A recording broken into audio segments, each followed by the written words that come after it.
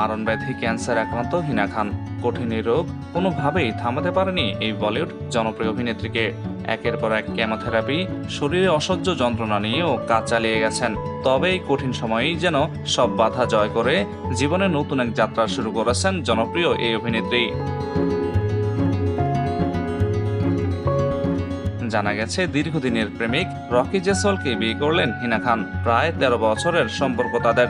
আর তা নিয়েই বিভিন্ন সময় প্রশ্ন উঠে আসে, কবে বিয়ে করছেন এই জুটি। অবশেষে সব জল্পনার অবসান ঘটিয়ে শুভ মুহূর্তের ছবি শেয়ার করেছেন এই অভিনেত্রী।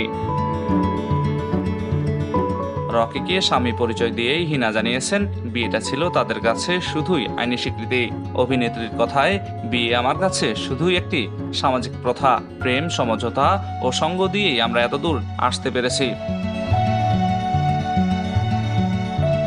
প্রসঙ্গত 2009 সালে এ রিশতা ক্যা কেহলাতা হ্যায় এর সেটে প্রথম পরিচয় হয়েছিল এই যুগলের। প্রযোজক রকি এবং অভিনেত্রী হিনার বন্ধুত্ব সেখান থেকেই প্রেমে পরিণত হয়। এরপর 2011 সালে বিগ বসের ঘরে আরো দৃঢ় হয়েছে তাদের প্রেমের সম্পর্ক।